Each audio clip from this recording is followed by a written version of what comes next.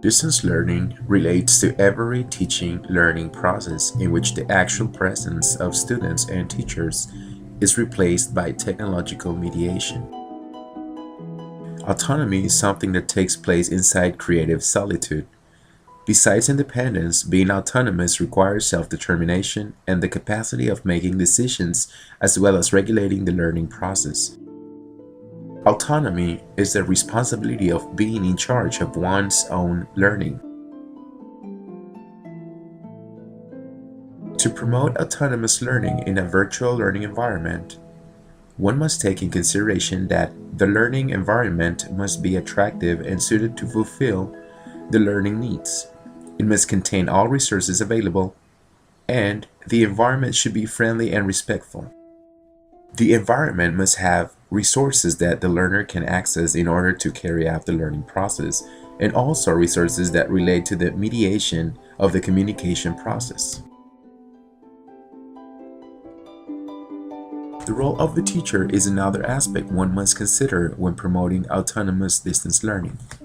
The teacher should be a respondent rather than a director, and the institution becomes a helping organization. He should provide feedback and support for students. Teachers may use electronic mail and other models of communication efficiently. The teacher must be approachable and reachable at a predetermined scheduled hour. Teachers must contribute to the learning process by sending extra files, documents, and web links as supplementary material to help reinforce what is being learned. Materials in distance language learning play a central role as the teaching voice.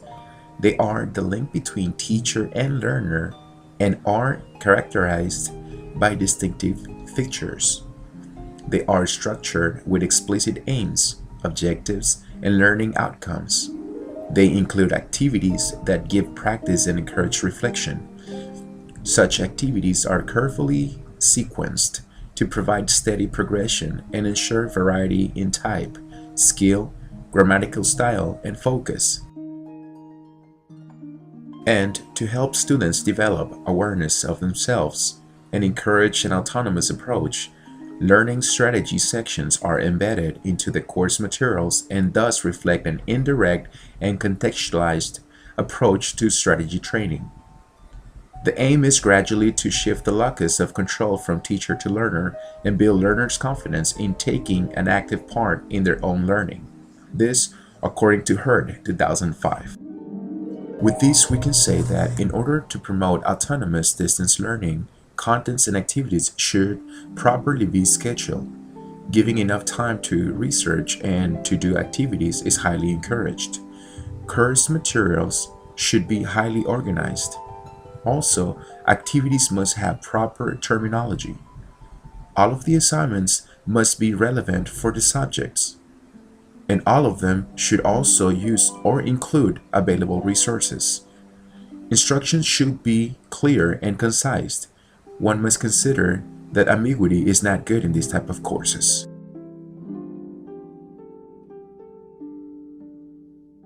In the aspects of the characteristics of distance learners, we can say that learners need to develop a series of strategies and skills that will enable them to work individually or in an autonomous way.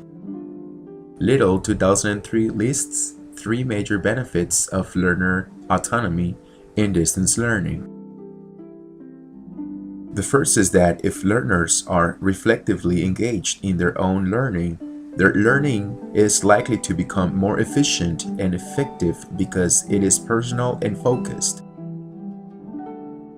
Secondly, when learners are proactively engaged in their learning, the problem of motivation will be solved because though they may not always be entirely positive about all aspects of the learning, autonomous learners will have developed the attitudinal and reflective resources to overcome motivational setbacks.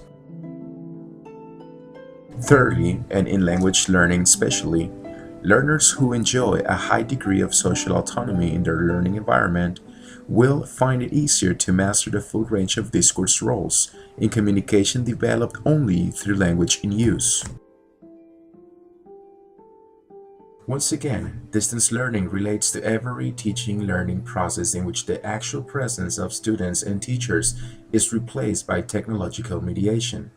To promote autonomy in this modality of education, there are many factors that need to be taken in consideration, but one thing is certain: there are no better autonomous learners than those who really strive to accomplish their goals.